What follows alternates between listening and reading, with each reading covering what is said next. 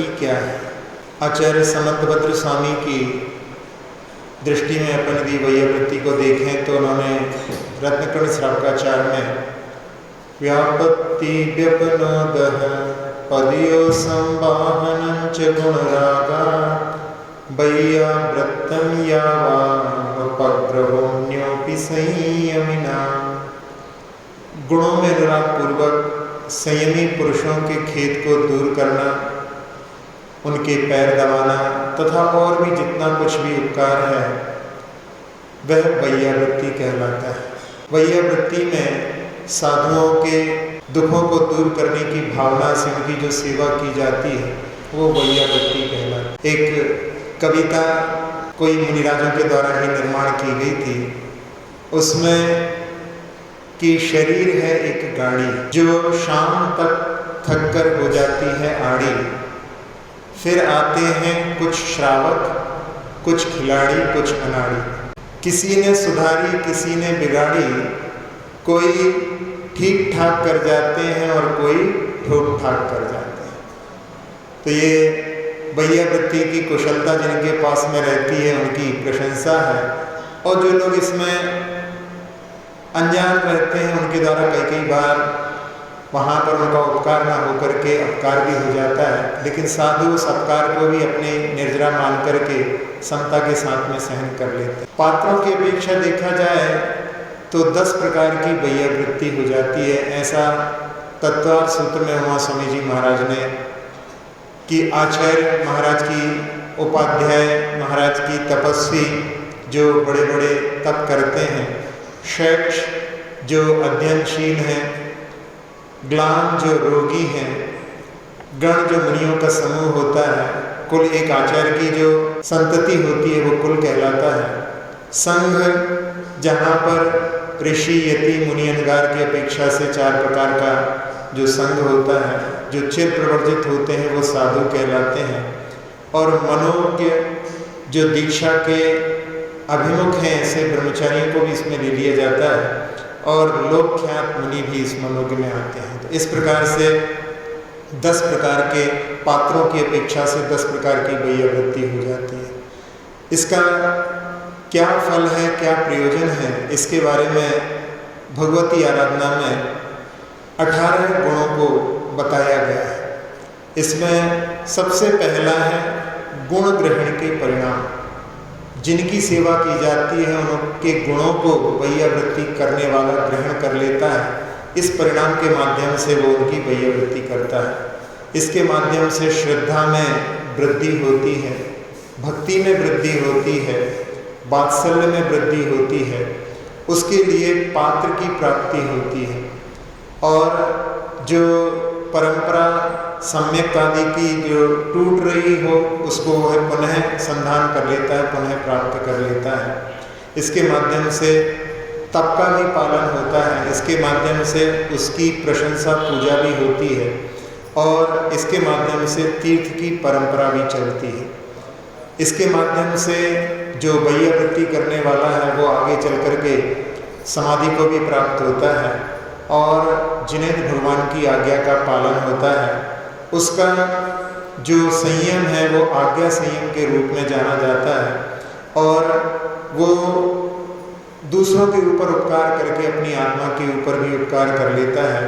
इसके माध्यम से रत्नत्रय का दान भी हो जाता है, और इसके माध्यम से ग्लानि पर विजय भी प्राप्त हो जाती है। इससे निर्विचिकित्सा का पालन होता है। इसके माध्यम से प्रभावना भी होती है और कार्य का निर्वाहन भी होता है। इतने गुणों से युक्त ये वैयावृत्ति है। आप लोगों ने शायद वो प्रसंग सुना होगा आचार्य शांति सागर जी महाराज का, कि एक महाराज जी जिनके शिष्य निमित्त ज्ञानी थे, और उन्होंने 13 दिन बाद आपकी मृत्यु हो जाएगी, केवल मात्र 13 दिन का समय है ऐसा बताया, और उन्होंने एक साथ में ही अन्न जल का त्याग कर दिया। 2-4 दिन तो ठीक चला, क्षुधा तो समन को प्राप्त हो गई, लेकिन तीव्र प्यास लगने लगी। उस पिपासा के कारण में उनके परिणाम वहाँ पर विचलित होने लगे और वो वहाँ पर कहने लगे कि यदि मुझे पानी नहीं मिला तो मैं मर करके तालाब में मगरमच्छ हो जाऊँ। और उनके शिष्य के आपने सब कुछ त्याग कर दिया है, पूरे जीवन की साधना इसमें लगी हुई है, आपको कुछ नहीं ग्रहण करना चाहिए। लेकिन उनके परिणाम कि मुझे पानी पिलाओ, मुझे उपदेश मत दो। और जब ऐसी स्थिति निर्मित हुई, पास में ही कुछ मीलों पर आचार्य शांति सागर जी महाराज का प्रवास चल रहा था और उस समय में श्रावक वहाँ पर गए। आचार्य शांति सागर जी महाराज ने सारी घटना को सुना और कहा कि उनको ऐसी जगह रखो कि जहाँ अच्छी तरह से वायु का आना जाना हो, और उनसे कहो कि मैं विहार करके वहाँ पहुँच रहा हूँ। उन्होंने सारी व्यवस्था बनाई। आचार्य शांति सागर जी महाराज वहाँ पर पहुँचे और जब उनको देखा और उन्होंने जाकर के उनको पिछी उठा करके नमोस्तु कहा। वो आचार्य थे और जिनकी समाधि चल रही थी वो केवल मुनि ही थे, लेकिन जब उन्होंने उनको नमोस्तु किया तो उनके लिए मन में बड़ा लगा। उन्होंने कहा आप तो हमसे बड़े हैं। तो उन्होंने कहा कि जो समाधि करता है छपक, वो आचार्य से भी बड़ा होता है। और उस समय में उनकी परिक्रमा करने लगे और उसके बाद में आपस में चर्चा हुई। तो चर्चा में उन्होंने कहा कि हम तो आपको ही आचार्य मानते हैं। तो उन्होंने कहा कि यदि आप हमें आचार्य मानते हैं तो हम आपको आदेश देते हैं कि आप यदि पानी ग्रहण करना चाहते हैं तो पानी ग्रहण कर सकते हैं। उसके पहले उन्होंने छपक की जो संलेखना लेने वाला है उसके गुणों का वर्णन किया था और उसके बाद में जब ये प्रस्ताव रखा तो उन्होंने कहा कि जब आपने हमें अमृत पिला दिया, अब पानी कौन पीना चाहे। इस प्रकार से उनके परिणामों में निर्मलता आई और अच्छी तरह से उनकी वहाँ पर संलेखना हो गई। लेकिन इसके माध्यम से आचार्य शांति सागर जी महाराज ने जब संलेखना ली थी तो उन्होंने एकदम संलेखना ना लेकर के धीरे धीरे त्याग किया था, जिसके माध्यम से लोग संलेखना की विधि को भी अच्छी तरह से समझ सकें। अब संलेखना के साथ साथ में बैया वृत्ति की जो कुशलता का भी इसके अपन उदाहरण के माध्यम से देख सकते हैं। भगवती आराधना में एक बात और लिखी है कि केवल स्वाध्याय करने वाला तो केवल अपनी आत्मा का ही हित करता है, लेकिन बैया वृत्ति करने वाला स्वयं की भी और अन्य की दोनों की उन्नति करने वाला होता है। इसलिए बैया वृत्ति के लिए बड़ा महत्व माना गया है। उसको जहाँ कहीं भी यदि अपने लिए में मिलते हैं कारण तो उसमें अपने लिए संलग्न होकर के अच्छी तरह से बैया वृत्ति करना चाहिए। अगला प्रश्न है, हाव भाव विभ्रम विलास क्या है। शब्दों का प्रयोग तो अपन करते हैं कि हाव भाव देखे थे, लेकिन इनके क्या अर्थ है वो अपन यदि पूछा जाए तो कई बार असमर्थ हो जाते हैं। परमार्थ प्रकाश की टीका में एक श्लोक उद्धृत है, उसमें हावो मुख विकारः स्यात् भावश्चित्तोऽथ उच्यते विलासो नेत्रजोज्येयो विभ्रमो भूयुगान्तयो। यहाँ पर रूप अवलोकन की अभिलाषा से उत्पन्न मुख के विकार को भाव कहा और चित्त के विकार को भाव कहा है, और मुंह अथवा दोनों भौं का टेढ़ा होना ये विभ्रम है, और नेत्रों का जो कटाक्ष है उसको विलास कहा गया है। अगला प्रश्न है, वीर शासन जयंती क्या है। वीर शासन जयंती भगवान की जब वाणी खिली थी उस दिन से भगवान की वाणी का हर वर्ष में वीर शासन जयंती पर्व मनाया जाता है। भगवान महावीर की वाणी के बारे में आप लोगों के लिए ज्ञात है कि 66 दिन तक भगवान की वाणी नहीं खिली थी और उसमें कारण था गणधर का अभाव। वैशाख शुक्ल दशमी के दिन भगवान को केवल ज्ञान हुआ और श्रावण बदी पड़वा को भगवान की वाणी खिली। 66 दिन तक भगवान की वाणी नहीं खिलने के कारण वहाँ पर व्यक्ति लोग बड़े परेशान थे कि भगवान का समोषण लगा हुआ है, सारा भरा हुआ है, लेकिन वहाँ पर भगवान की वाणी नहीं खिल रही। श्वेतांबर में भी आता है कि भगवान महावीर की वाणी प्रथम समोषण में नहीं थी। उनके यहाँ पर 66 दिन का नहीं आता अंतर, लेकिन प्रथम समोषण में वाणी नहीं खिली। बाकी 23 तीर्थंकरों की प्रथम समोषण में वाणी खिली है, भगवान महावीर की दूसरे समोषण में वाणी खिली है। तो इतिहास की दृष्टि से देखा जाए तो वहाँ पर भी उनके लिए इस बात से तो सहमत है कि भगवान की वाणी नहीं खिली, उसमें कुछ ना कुछ व्यवधान अवश्य पड़ा। और जब 66 दिन बीत गए थे तब उसके बाद में भगवान की वाणी खिली, तो उस दिन से वीर शासन जयंती पर्व मनाया जाता है। प्रति वर्ष इस पर्व को जो श्रावक हैं उसका वहाँ पर अच्छी तरह से धूमधाम के साथ में इसकी पूजा आदि करके पर्व को मनाते हैं। इसका एक व्रत भी होता है। उस व्रत में वहाँ पर ओम ह्रीं श्री महावीराय नमः इसकी त्रिकाल जाप की जाती है और एकासन उपवास के माध्यम से इस पर्व का, इस व्रत का भी पालन किया जाता है। श्रावण बदी परमा, गुरु पूर्णिमा के बाद। गुरु पूर्णिमा इसलिए कहा जाता है कि उस दिन उनके लिए गुरु की प्राप्ति हुई, यानी गुरु के लिए वो वहाँ से चलते हैं, जाते हैं उनके पास में, और अगले दिन भगवान की वाणी खिलती है। जैसे ही वो वहाँ पर पहुँचे थे और मानस्तंभ को देख करके उनका मान गल गया था और उनको वहाँ पर ही सम्यक दर्शन की प्राप्ति हो गई थी और भगवान की वाणी खिलना प्रारंभ हो गई थी। उसमें ये कहा कि ऐसा नहीं कि कोई गणधर बन जाए तो उसके बाद में गणधर बनने की पात्रता भी जिसके पास में, यदि वो भी व्यक्ति वहाँ पर पहुँच जाता है तो भी भगवान की वाणी खिलने लगती है। इसी प्रकार से जब आदिनाथ भगवान की वाणी खिली थी तो उस समय में भी वहाँ पर वृषभसेन जो आदिनाथ भगवान के पुत्र थे, जब भरत चक्रवर्ती के लिए वहाँ पर जाने का निश्चय हुआ कि हम भगवान की पूजा, केवल ज्ञान की पूजा करने जाएंगे, उन्होंने अपने भाइयों से पूछा तो वृषभसेन उनके साथ में चले गए। और जैसे ही वो समोषण में पहुँचे और वहाँ पर भगवान की वाणी खिलने लगी थी, अभी भी उन्होंने वहाँ पर दीक्षा नहीं ग्रहण की थी। इसका मतलब जहाँ पर योग्यता है वो पहुँच जाती है, भगवान की वाणी खिलने लगती है। अगला प्रश्न है, क्या क्षायिक सम्यक्त स्त्रियों को हो सकता है? क्षायिक सम्यक दर्शन स्त्रियों के लिए नहीं होता, क्योंकि क्षायिक सम्यक दर्शन के लिए उत्तम संगणन की आवश्यकता होती है और कर्मभूमि की स्त्रियों में 3 हीन संगणन पाए जाते हैं, इसलिए उनको वहाँ पर क्षायिक सम्यक की प्राप्ति नहीं हो सकती।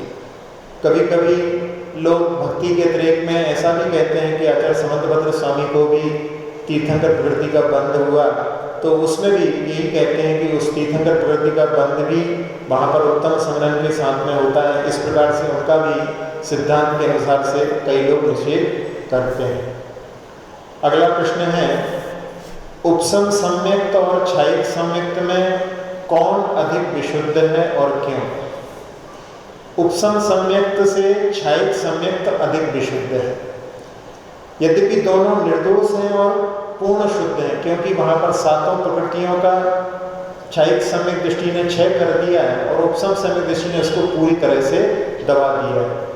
परंतु उपसम सम्यक्ति की अभी दर्शन मोहिनी की कर्म की सत्ता भी वहाँ पर विद्यमान है और वह नियम से अंतर्मुहूर्त के बाद में च्युत होने वाला है, जबकि क्षायिक सम्यक्ति के दर्शन मोहिनी की सत्ता नहीं है और वह कभी भी क्षायिक सम्यक से च्युत नहीं होता है। तत्वार सूत्र में जब निर्जरा का क्रम आता है तो उसमें असंख्यात गुणी श्रेणी निर्जरा की अपेक्षा से वहाँ पर जो 11 स्थान बनाए हैं उनमें उपसम श्रेणी की तुलना में छपक श्रेणी में वहाँ पर असंख्यात गुणी निर्जरा का क्रम बताया है तुलनात्मक में। इस दृष्टि से वहाँ पर क्षायिक सम्यक्ति जीव की निर्जरा अधिक बताई है। अतः दोनों में समान शुद्धता होने पर भी क्षायिक सम्यक दर्शन जो है वो अधिक विशुद्ध है, ऐसा ही मानना चाहिए।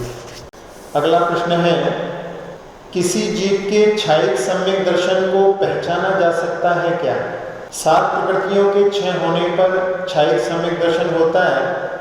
इसकी पहचान मति ज्ञान और शुद्ध ज्ञान के माध्यम से नहीं हो सकती।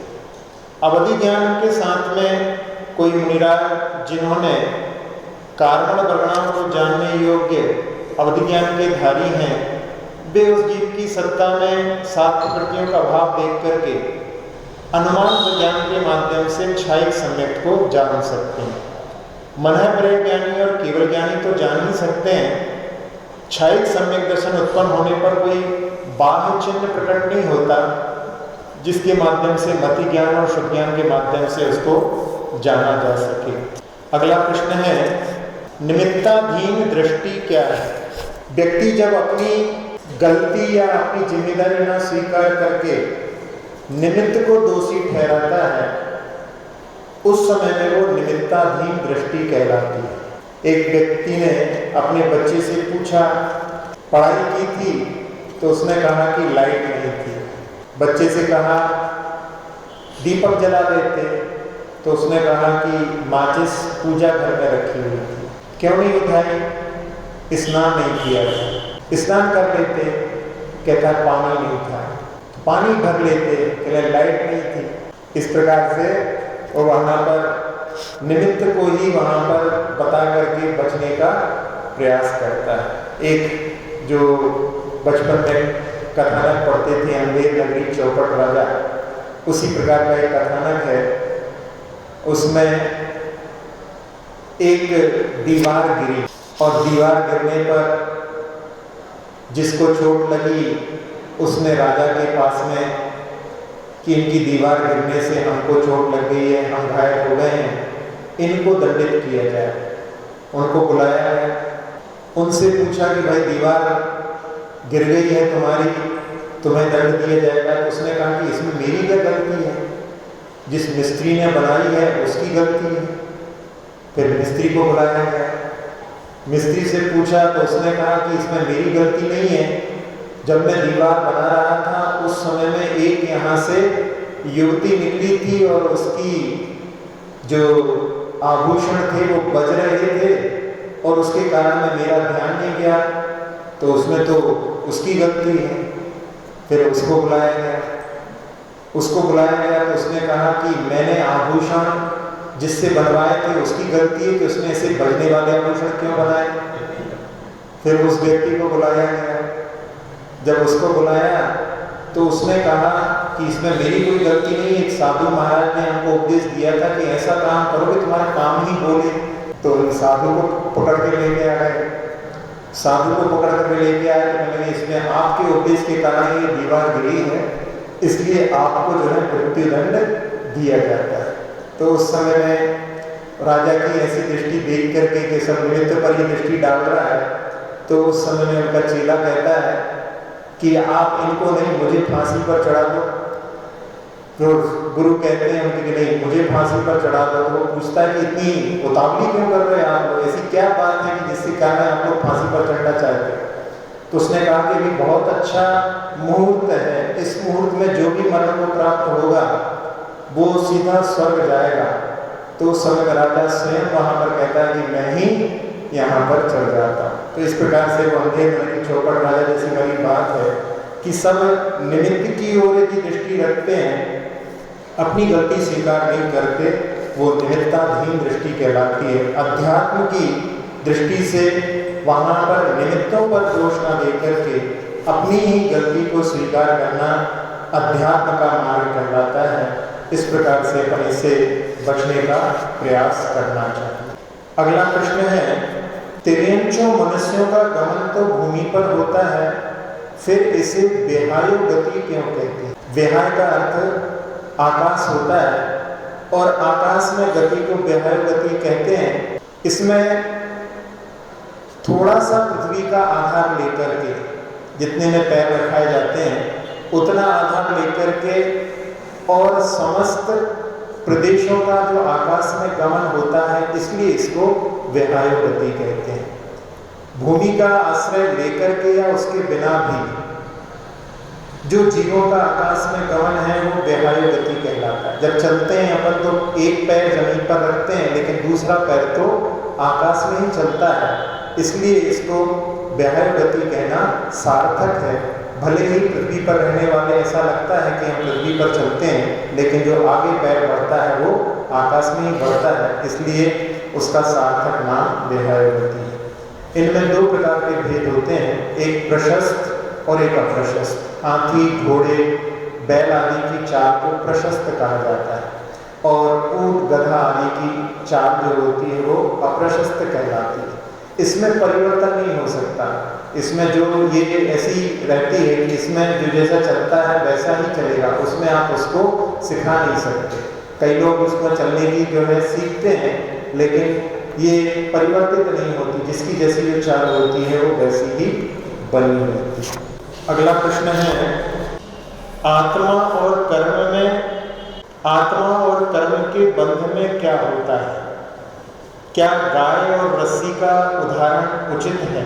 संसारी जीव और जो पौद्गलिक कर्म होते हैं उनमें एक क्षेत्राकार संबंध ही नहीं है, किंतु इनका परस्पर बंध होने के कारण कथनचित एकत्व भी हो जाता है, एक हो जाते हैं और दोनों की अपने स्वभाव से चित होकर के एक तीसरी अवस्था उत्पन्न हो जाती है, जिसे हम असमान जातीय द्रव्य पर्याय कह सकते हैं।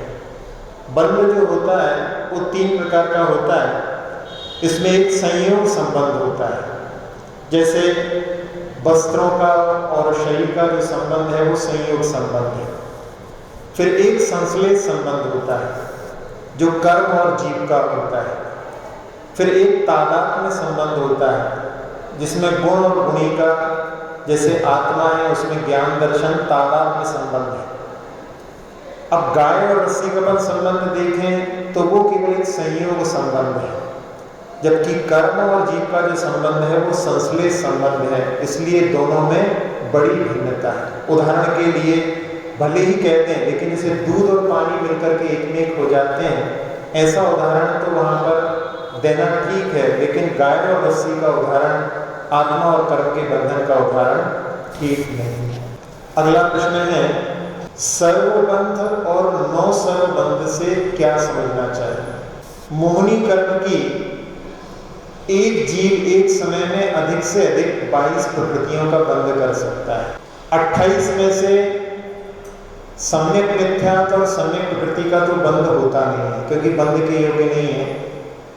और हास्य और शोक में से एक समय में एक प्रकृति, रति अति में से भी एक, और 3 वेदों में से भी एक। इस प्रकार से 28 में 22 प्रकृतियां एक समय में बन सकती हैं उत्कृष्ट रूप से। तो यदि कोई मिथ्या दृष्टि जीव 22 प्रकृतियों का यदि बंध कर रहा है तो उसके बंध को सर्वबंध कहते हैं। और यदि 22 की अपेक्षा 21 का या 17 का बंध कर रहा है तो उसे 9 सर्वबंध कहते हैं। अब दूसरे गुणस्थान में जब जीव है तो उस समय में मिथ्यात्व का बंध नहीं होता, तो वो उस समय में 21 प्रकृतियों का बंध करेगा। तृतीय और चतुर्थ गुणस्थान में अनंतानुबंधी कषाय बंध के योग्य नहीं है, इसलिए वहां पर वो 17 का बंध करेगा। पंचम गुणस्थान में अप्रत्याख्यान वर्ण का बंध नहीं होता, तो वहां पर 13 का बंध करेगा। 6वें से 8वें गुणस्थान तक प्रत्याख्यान वर्ण बंध के योग्य नहीं है, तो वहां पर 9 का बंध होगा। 9वें गुणस्थान में हास्यादि का बंध न होने से 5 का, पुरुष वेद का अभाव होने पर 4 का, क्रोध के बंध का अभाव होने पर 3 का, मान के अभाव होने पर 2 का, और माया के बंध का अभाव होने पर सिर्फ 1 संकलन लोक का बंध होगा। 10वें गुणस्थान और उससे आगे मोहनी का बंध नहीं होता। इस प्रकार से जब सर्वोच्च बनेगी तब वो सर्वबंध है, और बाकी सब स्थिति में वो वहां पर 9 सर्वबंध कहलाता है। इसी प्रकार से नामकर्म की जो प्रकृतियां हैं वो 93 हैं, लेकिन उसके 8 बंध स्थान होते हैं। उसमें 21, 30, 29, 28, 26, 25, 23 और 1 प्रकृति। तो इनमें से जब 21 प्रकृतियों का बंध होता है तो वो सर्वबंध कहलाता है, और उससे कम का तो वो 9 सर्वबंध कहलाता है। अगला प्रश्न है, एक जीव के किन प्रकृतियों का बंध प्रति समय नियम से होता है? जब तक बंध रुकता नहीं है तब तक जिन प्रकृतियों का बंध होता रहता है वो प्रकृतियां ध्रुव बंध प्रकृतियां कहलाती हैं। ये 47 होती हैं। ज्ञानावर्ण की 5, अंतराय की 5, दर्शनावर्ण की 9, मिथ्यात्व अनंतानुबंधी आदि कसाय 16, भय जुगुप्सा, तेजस शरीर, कारण शरीर, रूप रस गंध स्पर्श ये 4, अग्रुलघु, निर्माण और उपघात। इनमें से तेजस शरीर, कारण शरीर, अग्रुलघु और निर्माण ये 4 पुण्य प्रकृतियां हैं। बाकी 43 प्रकृतियां पाप या अशुभ प्रकृतियां हैं। कोई जीव कितने भी अशुभ कार्य को कर ले, फिर भी उसके इन 4 शुभ प्रकृतियों का बंध होता है। बस उसमें ये हो जाता है कि इनका अनुभाग कम रहेगा। और कितना भी शुभ कार्य कर ले, लेकिन 43 जो अशुभ प्रकृतियां हैं उनका बंध निरंतर चलता रहता है। अंतर इतना ही है कि उनमें स्थिति और अनुभाग परिणामों के अनुसार पड़ते रहते हैं। जैसे जब कोई स्वाध्याय कर रहा हो तो उस समय में ज्ञानावरणी कर्म की प्रकृतियों में स्थिति और अनुभाग कम पड़ेगा, और कोई सांसारिक कार्य कर रहे हो तो उस समय में उनका स्थिति और अनुभाग ज़्यादा पड़ेगा। इसी प्रकार से अन्य कर्मों में भी जान लेना चाहिए। इससे यही ध्वनित होता है कि संक्लेश या विशुद्धि के परिणाम होने पर भी पुण्य और पाप प्रकृतियों का बंध हमेशा होता ही रहता है। यानी उसमें जो पुण्य प्रकृतियां बन रही हैं वो हमेशा बनती हैं 4, और जो पाप प्रकृतियां हैं 43 वो भी हमेशा यानी ध्रुवबंदी हैं। इसलिए इनका बंध जब तक विच्छुद्धि नहीं होती तब तक इनका बंध निरंतर चलता रहता है। अगला प्रश्न है, गंगा में ग्राह में गही गजराज की गति, ऐसा संकट मोचन विनती में आता है। गंगा नदी में ग्राह ने गजराज की गति को रोक लिया था, इसमें क्या घटना है? ये घटना आदिनाथ भगवान के समय की घटना है। जय कुमार जो भरत चक्रवर्ती के सेनापति रहे हैं, एक बार शीलगुप्त मुनि के दर्शन करके और उनके धर्म का श्रवण करके लौट रहे थे, तो एक नाग का जोड़ा भी उनके उपदेश को सुन रहा था। वर्षा ऋतु में एक बार बिजली गिरी और उस जोड़े में जो नाग था वो मरण को प्राप्त हो गया। फिर एक दिन जयकुमार वन में गए और जो नागिन थी वो किसी दूसरे विजातीय नाग के साथ में वहां पर दिखी, तो उस समय में उन्होंने वहां पर उसको धिक्कार कहते हुए क्रोधित होकर के नील कमल के माध्यम से उसका वहां पर ठुकराना जैसा कार्य वहां पर हुआ। और उनके साथ में जो सेना के लोग थे उन लोगों ने भी वहां पर उसके ऊपर पत्थर आदि फेंके, और वो सर्प मर करके गंगा नदी में जल देवता के रूप में उत्पन्न हुआ। और जो सर्पणी थी आखिरी समय में, मरते समय में धर्म को धारण करके और नाग कुमार की देवी हुई। उसका पूर्व का जो नाग था वो भी मर करके नाग कुमार देव हुआ था, उसी की देवी के रूप में ये जाकर के उत्पन्न हुई। और जब वो देवी वहां पर उत्पन्न हुई तो उसने अपने अवधि ज्ञान के माध्यम से वहां पर जान करके और कि यही मेरा पूर्व में पति था, और उसको शिकायत कर दी जयकुमार की कि जयकुमार के माध्यम से मेरा मरण हुआ है। और वो पूर्व में भले ही घटना घटी हो, लेकिन वहां पर वो नागकुमार देव वहां पर प्रतिशोध की भावना से जयकुमार के पास में पहुंचता है। और उस समय जयकुमार अपनी पत्नी को इस घटना को सुना रहे थे। तो उस समय में वो वहां पर मारने के भाव से आया था, और जब इस घटना को सुनता है तो उस समय में उसके मन में पश्चाताप होता है कि मैंने कैसे भाव की अपनी पत्नी की बातों में आकर के, जबकि गलती मेरी पत्नी की ही थी। और उस समय में वो जयकुमार का सम्मान करके चला जाता है।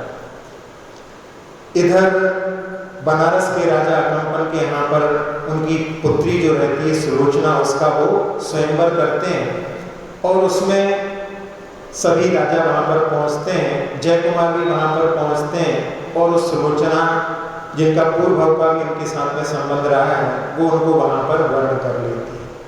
और भरत चक्रवर्ती के पुत्र अर्ककीर्ति भी वहाँ पर रहते हैं, और उस समय में उनके जो सेवक रहते हैं उनको भड़का देते हैं और उनका बीच में युद्ध होता है। वहाँ पर जयकुमार के माध्यम से वो पराजित हो जाते हैं, और फिर उनके लिए अकम्पन राजा अपनी एक और पुत्री देकर के उनको समझाने का प्रयास करते हैं, और वहाँ पर अच्छी तरह से जब विवाह संपन्न हो जाता है, सब लोग लौट जाते हैं, लेकिन इनके ससुर जी इनको बहुत दिनों तक उनकी ससुराल में रोके रखते हैं। फिर ये लोग अपने हस्तिनापुर के लिए निकलते हैं, तो वहाँ गंगा नदी से, जहाँ से अयोध्या का रास्ता पास था, वहाँ पर ये अपने शिविर को ठहराते हैं और सबको छोड़ करके भरत चक्रवर्ती से मिलने के लिए जयकुमार वहाँ पर जाते हैं, क्योंकि उनके मन में ये पीड़ा थी कि अर्ककीर्ति जो भरत चक्रवर्ती के पुत्र हैं उनके साथ में युद्ध करना पड़ा, उनको पराजित करना पड़ा। तो भरत चक्रवर्ती के मन में किस प्रकार के भाव होंगे, ऐसे भावों से वो वहाँ पर पहुँचते हैं। लेकिन भरत चक्रवर्ती वहाँ पर उनका बड़ा सम्मान करते हैं, और उस समय में जो पारिवारिक जैसी बातें होती हैं कि तुमने हमको अपने विवाह में नहीं बुलाया, हमारी बहू को लेकर नहीं आए, इस प्रकार की बातें की और उनका सम्मान करके फिर जब वो वहाँ से लौट करके आते हैं, तो उस समय रास्ते में उनके लिए एक सूखे वृक्ष की डाली पर एक कौवा रुदन करता हुआ, काँव काँव की आवाज में भी वहाँ पर पीड़ा उसकी वहाँ पर झलक रही थी। तो उस समय में इनके मन में ऐसा लगा कि लगता है सुलोचना के ऊपर कोई संकट आ गया होगा, और उस समय में उसको स्मरण करके बेहोश हो जाते हैं। फिर बाद में उनको वहाँ पर सचेत किया जाता है, और उस समय में जो निमित्त ज्ञानी रहता है वो कहता है कि ये सुलोचना के लिए संकेत नहीं है, अभी अपने को नदी से पार होना है, उसमें कोई संकट आ सकता है। और उस समय जब वो नदी में प्रवेश करते हैं, तो वहाँ पर जो नाग मर करके जल देवता बना था, वो वहाँ पर मगर का रूप लेकर के उनके हाथी के पैर को पकड़ लेता है, और उस समय में ऐसी स्थिति बनती है कि बिल्कुल डूबने जैसी स्थिति बनती है। दूसरे तट पर सुलोचना सती के लिए मालूम पड़ता है, वो वहाँ पर महामंत्र आदि का स्मरण करती है, और उस समय एक देवी आकर के जो शक्तिशाली रहती है इस जल देवता को वहाँ से डांट करके भगा देती है, और उस समय वो आकर के इनकी वहाँ पर प्रशंसा करती है सुलोचना की। तो उस समय में वहाँ पर राज खुलता है कि पहले एक कन्या जो सर्प के द्वारा डसी गई थी, उसको सुलोचना ने महामंत्र सुनाया था, और उसके कारण में वो मर करके देवी बनी थी, और उसने आकर के यहाँ पर उपकार किया। इस प्रकार से ये घटना वहाँ पर घटी थी। तो उस समय में जो ये संकट मोचन विनती में आता है कि गंगा में ग्राम ने गही गजराज की गति, तो ये घटना उस समय की घटना वहाँ पर इस संकट मोचन विनती में बतलाई गई। अगला प्रश्न है, क्या ऐसा भी कभी हुआ है कि आचार्य श्री के पहुंचने पर आहारचर्या सामयिक के बाद हुई हो? ऐसा कई बार हो जाता है, विहार आदि में यदि विलंब हो जाए तो सामयिक के बाद में भी आहार के लिए उठना होता है। लेकिन ऐसी स्थिति भी बनी है कभी कभी कि जहाँ पर समाज में पहुँचे हैं, बहुत पहले की बातें हैं कि समाज में पहुँचे हैं और वहाँ पर कोई भी कमंडलों में पानी भरने के लिए नहीं आया। वो घटना 1975 की है, जब आचार्य श्री राजस्थान से मध्य प्रदेश में प्रवेश किए थे। उस समय में 11 बजे एक महानगर में पहुंचे, और वहां पर कोई भी श्रावक जो है पानी लेकर के नहीं पहुंचा। तो उस समय में जो ब्रह्मचारी के संग में उन्होंने सोचा कि हम ही लोग दान का लाभ लें, और उन्होंने जाकर के वहाँ पर जो मैनेजर था उससे पूछा कि भाई सिगड़ी वगैरह मिलेगी क्या?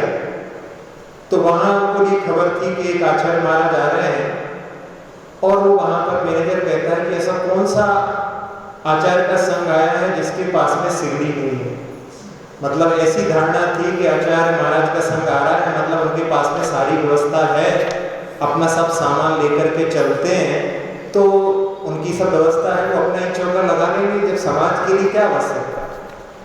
तो उस समय में जब उसने ऐसा प्रश्न किया तो उन्होंने कहा कि नहीं, हमारे पास में कोई भी सिगड़ी आदि नहीं है हमारे आचार्य महाराज के पास में। तो फिर उसके बाद में व्यवस्था हुई सिगड़ी आदि की, और उन ब्रह्मचारियों ने ही चौका लगा करके आहार दान किया।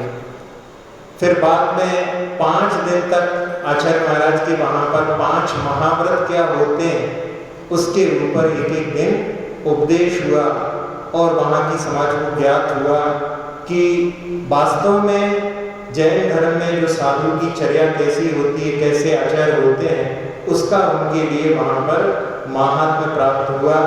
तब वो समझे कि ऐसे भी आचार्य होते हैं। ऐसी घटना केवल एक बार नहीं, एक बार एक गांव में भी घटी थी। उस गांव में जब आचार्य श्री पहुंचे तब तक जो ब्रह्मचारी थे उनकी क्षुल्लक दीक्षा हो चुकी थी, और जब उस गांव में पहुंचे तो वो चतुर्दशी का दिन था। तो लोगों की ऐसी धारणा थी कि चतुर्दशी है तो मतलब सबका उपवास होगा, और कोई भी पानी लेकर के नहीं आया, अपने अपने कमंडलों को सुखाने के लिए उल्टा करके सबने रख दिया। अब सामयिक का समय हो गया, सब सामयिक पर बैठ गए। फिर बाद में 1-1:30 बजे के लगभग कोई स्थानीय विद्वान वहां पर पहुंचे और आचार्य श्री को नमस्तु करके बोलने लगे कि इतना व्यवहार करके आए हैं, आज तो उपवास नहीं करना चाहिए था। आचार्य श्री बिल्कुल शांत। फिर बाद में वो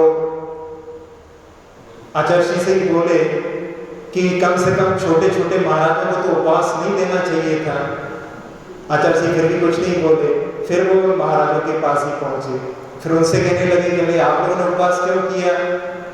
तब उस समय में उन्होंने, एक महाराज ने बोल दिया कि ना उन्होंने उपवास दिया है, ना हमने उपवास लिया है, और ना ही उनने भी उपवास किया है।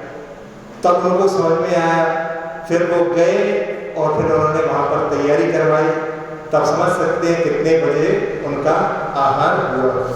तो ऐसी भी स्थितियां पहले के समय में बन जाती थी। इसलिए जो प्रश्न किया है, ऐसा तो सामयिक के बाद में आहार व्यवहार आदि में तो कई बार हुआ है। एक बार आचार्य श्री मुक्तागढ़ से बिहार करके जा रहे थे, और जिस रास्ते पर जा रहे थे वहां पर रास्ते में पूछा कि रास्ता यही है, तो उस व्यक्ति ने गलत रास्ता बता दिया। और उस समय में सुधासागर जी महाराज क्षुल्लक के रूप में थे, परम सागर नाम था उनका, और उन्होंने कहा कि ये मुस्कुरा करके बोल रहा है, कहीं गलत भी बोल सकता है। तो आचार्य जी ने कहा कि अपने से क्यों कोई छल करेगा, और उसी रास्ते पर आगे बढ़ गए। और उस रास्ते पर जब गए तो वो रास्ता गलत था। तो वहाँ पर इतना घना जंगल था कि बहुत जल्दी ही वहाँ पर अंधेरा हो गया, और कोई गांव भी नहीं था। तो वहाँ पर रात भी वहाँ जंगल में ही बिताई।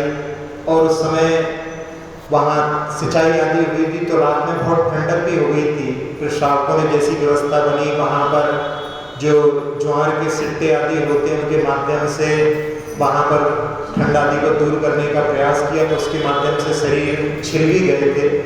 और फिर वहाँ से प्रातःकाल में बिहार होकर के मेन रोड तक आकर के, और जहाँ पर आहार होना था वहाँ तक पहुँचते पहुँचते 2 बज गए थे। तो उसके बाद में फिर आहार हुआ था। तो ऐसी स्थितियाँ पहले कई बार बनी है, लेकिन जहाँ चौका न लगा हो वो घटनाएं भी 2 इसमें इस प्रकार से अपन देख सकते।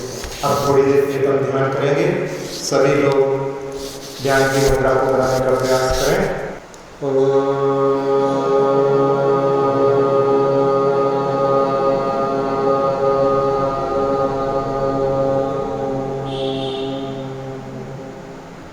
प्रणव मंत्र के माध्यम से मन पूरी तरह से शांत हो चुका है।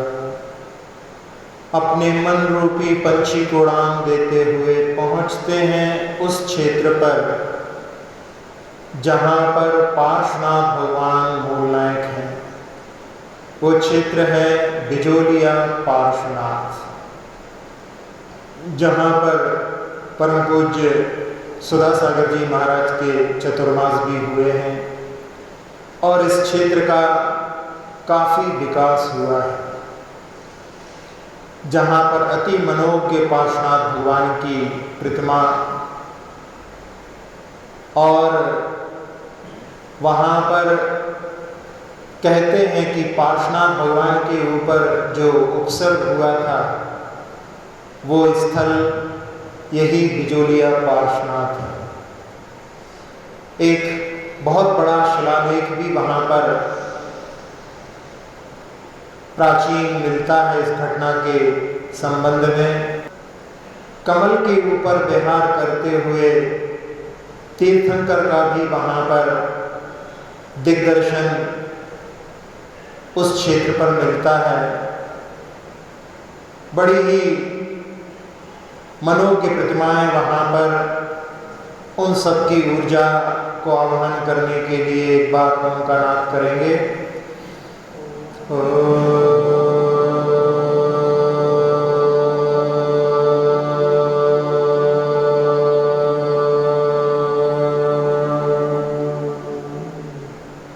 बिजोलिया पार्श्वनाथ की ऊर्जा को लेकर के एक ऊर्जा का पिंड आपकी ओर बढ़ता चला आ रहा है।